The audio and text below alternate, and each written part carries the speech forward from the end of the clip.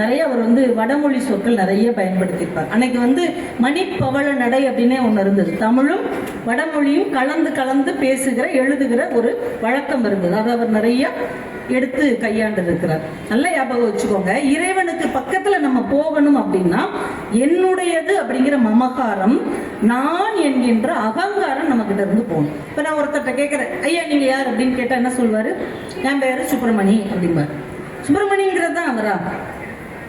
கவிதா தான் நானா? இந்த பேர் நான் வைக்கவே இல்லையே.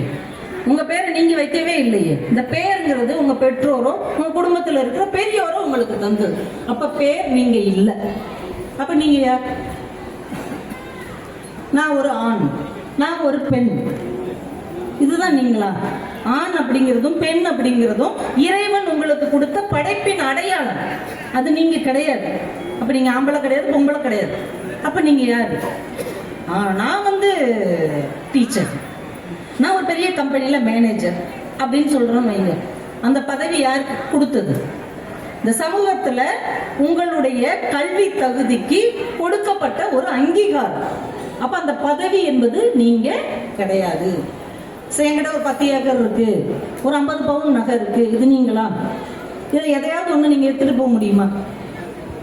நீங்க 1000 பவுன் கூட வச்சிருங்க, நீங்க கொண்டு போக முடியும்னு நினைக்கிறீங்க? 50 ஏக்கர் நிலம் வச்சிருங்க, கொண்டு போக முடியுமா? அப்ப எதையுமே கொண்டு போக முடியாதுன்னா அது உங்களோடது இல்லை. அப்ப நீங்க யாரு? பேரு நீங்க கிடையாது, உங்க பாலினம் நீங்க கிடையாது, உங்க பதவி நீங்க கிடையாது, உங்க செல்வம் நீங்க கிடையாது. வேற நான் எம்ஏ படிச்சிருக்கேங்க, நான் எம்காம் படிச்சிருக்கேன், நான் எம்எஸ்சி படிச்சிருக்கேன், இது நீங்களா? இந்த ஆசிரியர்கள் உங்களுக்கு கற்றுக் கொடுத்த அறிவு, அது நீங்க கிடையாது. அப்ப நீங்க யாரு? உங்க பேர் நீங்க இல்ல, உங்க பட்டம் நீங்க இல்ல, உங்க படிப்பு நீங்க இல்ல. அழகு, நான் பெரிய அழகு அப்படின்னு சொல்லிக்கிறீங்களா? எவ்வளவு நாள் இருக்கும் அந்த அழகு? அதுவும் நம்மளோடது கிடையாது. அப்ப நீங்க யாரு? நாம யாரு? எல்லாத்தையும் கடந்த ஆன்மா என்பதுதான் நாம. இதுதான் நாம. அதை அவர் பட்ட வர்த்தமா சொல்றாரு. எனது யானும் வேறாகி எவரும் யாதும் நான் யாதும். போன ஜென்மத்துல நீங்க நானா பிறந்திருப்போம், நான் நீங்களா பிறந்திருப்போம். இந்த சைடு ஓடுற ஒரு நாயா ஏதோ ஒரு ஜென்மத்துல பிறந்திருப்போம். இப்ப யாரையும் நம்ம வெறுக்க முடியாது. எல்லாராகவும் நம்ம ஒரு நாள் இருந்திருப்போம், இல்லைன்னா ஒரு நாள் இருக்க போறோம். அதனாலதானே மணிவாசக பெருமான் சொன்னாரு, புல்லாகி பூடாகின்னு அத்தனை தாவர சங்கமத்துல எல்லா பிறப்பும் பிறந்து இழைத்தேன் பட்டியல் போட்டார்ல. அது எல்லாமே நம்ம தான். 86 லட்சம் பிறவிகளை கடந்துதான் மனித பிறவி அடைந்திருக்கிறோம் என்றால் எல்லாவற்றையும் தாண்டி நாம உணர வேண்டியது ஆன்மா ஒன்றை மட்டும்தான். அப்ப நான் அப்படிங்கிறதும் கிடையாது, என்னுடையது என்பதும் கிடையாது. இது ஒரு அற்பமான ஒரு சின்ன வாழ்க்கை. இந்த வாழ்க்கையை அற்புதமாக்கணும்னா நம்ம இறைவனை எப்படி போய் அணுகணுமா? இதய பாவன அதீதம் அருள்வாயே. பாவனைன்னு சொல்றாங்கல்ல, பக்தியில ரொம்ப ரொம்ப ரொம்ப முக்கியமானது பாவனை, பாவித்தல். இறைவனை நானாகவே உணரக்கூடிய அந்த பாவித்தல் இருந்ததுன்னா நம்ம இறைவனுக்கு பக்கத்துல நெருங்கிடலாம். ஏன்னா மற்றபடி இந்த செல்வம், இந்த பதவி அதெல்லாம் நிலைக்காது. ஒருத்தர் பெரிய ஜமீன்தாரா இருந்திருக்கிறார். பட்டிமன்றத்துல சொல்ற ஒரு ஜோக்கு தான். அவர்கிட்ட ஒரு நாய் இருந்தது, ஜமீன்தார் வீட்டு நாய். அந்த நாய் திடீர்னு இறந்து போச்சு. எல்லாரும் வந்திருக்கிறாங்க. ஐயா உங்க நாய் இறந்துச்சா? நாய்னா அது எப்படி நாய் வாழலாம் ஆட்டும், ஒவ்வொன்றும் அழகா குலைக்கும், இப்படி ஒரு நாய் செத்து போச்சுன்னு எல்லாரும் வருத்தப்பட்டிருக்காங்க. திடீர்னு ஒரு நாள் ஜமீன்தாரே செத்து போயிட்டார்.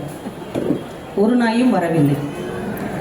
ஜமீன்தார் வீட்டு நாய் இறந்ததற்கு எல்லாரும் வந்தார்கள், ஜமீன்தார் இறந்ததற்கு ஒரு நாயும் வரவில்லைன்னு ஒரு கவிஞர் எழுதினா. ஏன்? ஜமீன்தாரே இல்லைன்னு நமக்கு அந்த இடத்துல என்ன வேலை? தேவையே இல்லை. ஒரு தாசில்தார் தெரியாம தரமா கணக்குல விழுந்துட்டார். உடனே பியூன்ல இருந்து கிளர்க்ல இருந்து எல்லாரும் ஒரு கயர்ல வாளியை கட்டி ஐயா ஏறி உட்காருங்கன்னு பாதி கிணத்துக்கு மேல எடுத்துக்கிட்டு இருக்காங்க. வெளியில இருந்து ஒரு சத்தம், புது தாசில்தார் வந்திருக்கிறாரு, இவர் மாற்றல் ஆகிட்டாரு, அப்படியே போட்டு ஓட்டாங்க. பதவி இருக்கிற வரைக்கும் மரியாதை, உயிர் இருக்கிற வரைக்கும் மரியாதை. அப்ப அது இல்லைன்னா அப்ப நான் எனது அப்படிங்கிறதுல ஒரு அர்த்தமும் இல்லை இல்ல. அப்ப அதற்குள்ள இருக்கிற ஆன்மாவை இறைவனை நோக்கி பயணிக்க செய்ய வேண்டும் என்றால் அந்த பாவனை என்கின்ற பாவித்தலை நம்ம எடுத்துக்கொள்ள வேண்டும். அதுதான் பாரதி பாடுவான், கற்றை சடை வேண்டா காவி துணி வேண்டா பாவித்தல் போதும் பரமநிலை எய்துவதற்கு. இங்க காவி அணிஞ்சுக்கலாம், நம்ம துறவு செய்ய முடியாது, ஐயா மாதிரிலாம் நம்ம போக முடியாது. ஆனா இறைவனுக்கு பக்கத்துல பக்கத்துல என்னால போக முடியும் அப்படிங்கிற ஒரு பாவனை இருக்கு இல்லையா, அந்த பாவித்தல் இருந்தாலே போதும். அதைத்தான் இதய பாவனை அதீதம் அருள்வாயேன்னு அருணகிரிநாதர் சொன்னார். இங்க ஒரு பிள்ளையார்பட்டிக்கு நாங்க ஒரு நாள் சாமி கும்பிட போயிருந்தோம். அங்க ஒரு தாத்தா ஒரு 6-7 வயசு தான் இருக்கும், ஒரு சின்ன பேரை அவனை கூட்டு வந்திருந்தார். கொஞ்சம் வரிசையில போய்கிட்டு இருந்தோம். நாங்க நிக்கிற இடத்துல எல்லாம் ஃபேன் போட்டிருந்தாங்க. கொஞ்ச நேரம் காத்திருக்க வேண்டியிருந்தது. ஆனா பிள்ளையார் இருக்கிற இடத்துல ஃபேன் இருக்குமா? இந்த பையன் அவர்கிட்ட கேட்குறான், தாத்தா நமக்கு ஃபேன் போட்டே இவ்வளவு வேர்க்குது, பாவம் பிள்ளையார் ஃபேனே இல்லாம உட்காந்துருக்காரு, அவருக்கு வேர்க்காதா? தாத்தாவுக்கு வேர்த்துருச்சு. ஏன்னா அவர் இப்படி யோசிச்சு பார்த்ததே இல்லை. நம்ம சாமியை கும்பிடுன்னு தான் நினைச்சிருக்கோமே ஒழிய நம்மள மாதிரியே கடவுள் கஷ்டப்படுவார்னு யாராவது யோசிச்சிருக்கோமா? பேசாம இருப்பா அப்படின்னாரு. கொஞ்ச நேரம் கழிச்சு, தாத்தா ரொம்ப நேரம் சம்மணம் போட்டே உட்காந்துருக்காரு, அவருக்கு கால் வலிக்காதா அப்படின்னா.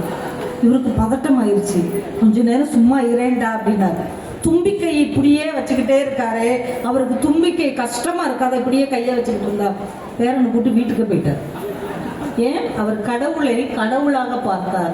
அந்த பேர குழந்தை என்னை போல் ஒருவன் என்று அந்த இறைவனை அவன் பாவித்தான். எனக்கு வலிச்சா என் கடவுளுக்கும் வலிக்கும் இல்லைங்க, எனக்கு வேர்த்தது சாமிக்கு வேர்க்கும்ல. அந்த குழந்தைகளின் பாவனை இருக்கிறது இல்லையா, அதனாலதான் குழந்தைக்கு இறைவன் இறங்கி வருகிறார். குழந்தைகிட்ட இறைவன் பேசுறான்னு சொல்லுவாங்க தெரியுமா? குழந்தைகள் அது பாட்டு சிரிக்கும் சில நேரம். என்னன்னா கடவுள் பேசிக்கிட்டு இருக்கிறார், ஏன் நம்மகிட்ட பேச மாட்டேங்கிறாரு? புரியாத குழந்தைகிட்ட பேசுறாரு, புரிய நம்ம கிட்ட பேச மாட்டேங்கிறாரு. ஏன்?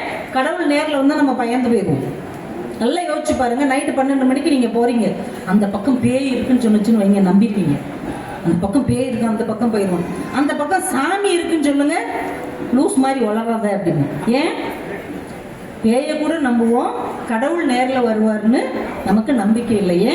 நம்முடைய நம்பிக்கை பொய்யான நம்பிக்கை, இதய பாவனை அதீதம் இல்லாத ஒரு நம்பிக்கை. அதைத்தான் முருகப்பெருமானிடம் நாம கேட்டு வாங்கி பெற்றுக்கொள்ள வேண்டும் என்று அருணகிரிநாதர் சொல்லுகிறார். என்றால் அம்பிகையை பத்தி லலிதா திரிசதின்னு ஒரு 300 நாமங்கள் இருக்கிறது. அதுல ஒரு முக்கியமான நாமம் பாவன மாத்ரா சந்துஷ்டாயை நமக. நம்ம பாவனையில அவளை நேசிச்சோம்னா அதுல சந்தோஷப்படுவாங்க. அதனாலதான் இறைவனுக்கு நைவேத்தியம் வைக்கும் போதும் வழிபாடு செய்யும் போதும் இதை இறைவனே சாப்பிடுறான், இதை இறைவனே பார்க்கிறான் என்கின்ற உள்ளார்ந்த நம்பிக்கையோட வழிபாடு செய்யணும். அந்த இதய பாவனை அப்படிங்கிற ஒரு பாவித்தல் குணத்தை நமக்குள்ளே வளர்த்து கொள்ள வேண்டும். அதற்கு தேவை என்ன அப்படின்னா பணிவு வேணும். நான் அப்படின்னு ஒன்றும் கிடையாது, என்னுடையது அப்படின்னு எதுவும் கிடையாது என்கின்ற பணிவு நமக்குள்ளே வந்து விட்டால் நாம இறைவனுக்கு பக்கத்தில் ரொம்ப எளிதாக போய்விடலாம். அதனாலதான் 10,000 பாட்டு அவர் எழுதியிருக்கிறாங்க. 10,000க்கு மேல எழுதியிருக்கிறார். நமக்கு கிடைச்சது 1000 சொச்சம் பாட்டு தான். அவ்வளோ பாடல்கள் எழுதின அருணகிரிநாதர் சொல்றாரு, பக்தர்கள் அற்புதம் எனவோதும் சித்திர கவித்துவ சத்தம் மிகுத்த திருப்புகழை சிறிது அடியேனும் செப்பு என வைத்து உலகில் பரவ தரிசித்த அனுக்கிரகம் மறவேனே. சிறிது திருப்புகழை, திருப்புகழ் ஒரு பாட்டை கூட நம்மளால படிக்க முடியல. ஆனா அவர் என்ன சொல்றாரு? சிறிது திருப்புகழை. எவ்வளோ பாடல் எழுதினவர், நான் ஒரு சிறிதுதான் எழுதினேன், அதை நீ எழுத வச்ச அந்த அனுக்கிரகத்தை மறக்க மாட்டேன் என்று சொல்லுகிறார். என்றால் அருணகிரிநாதரிடம் நாம் கற்றுக்கொள்ள வேண்டியது, நான் இவ்வளோ செஞ்சேன் அவ்வளோ செஞ்சேங்கிற அந்த மபதை இல்லாமல், நீ இவ்வளவுதான் நான் செஞ்சிருக்கிறேன், அது கூட நீ தான் செய்ய வச்ச அப்படிங்கிற ஒரு மனப்பாங்கை இறைவனிடத்திலிருந்து நம்ம வாங்கிக் கொள்ளணும். இன்னைக்கு நிறைய மனிதர்கள் தன்னை பத்தியே பேசுவாங்க, பார்த்துருக்கீங்களா? தன்னை பத்தியே 3/4 மணி நேரம் பேசுவாங்க. நான்லாம் பார்த்தீங்கன்னாங்க அப்படின்னு ஆரம்பிச்சு 3/4 மணி நேரம் பேசுவாங்க. அப்புறம் சொல்லுவாங்க, என்னை பத்தியே ரொம்ப நேரம் பேசிட்டீங்களா, நீங்க ஒரு 1/4 மணி நேரம் என்னை பத்தி பேசுங்க அப்படிம்பாரு. அட பாவி, எங்க இருந்தியா நீ கிளம்பி வர்ற? இப்படி நிறைய மனிதர்கள் இருக்காங்க, அவங்கள பத்தியே பேசுவாங்க. அவங்க மட்டும்தான் உலகம், நான் தான் இந்த கோவிலுக்கு இதை செஞ்சேன், நான் தான் இதை செஞ்சேன். நீங்க செய்யலைங்க, அவன் செய்ய வச்சா நீங்க செஞ்சீங்க, அவ்வளவுதான். இந்த உணர்வு நமக்குள்ளே வரும்போதுதான் நம்ம அருணகிரிநாதருடைய சீடர்கள் அப்படின்ற ஒரு நிலைமைக்கு வர வேண்டும். அப்ப அதுக்கு நம்ம எதையெல்லாம் ஒழிக்கணும்?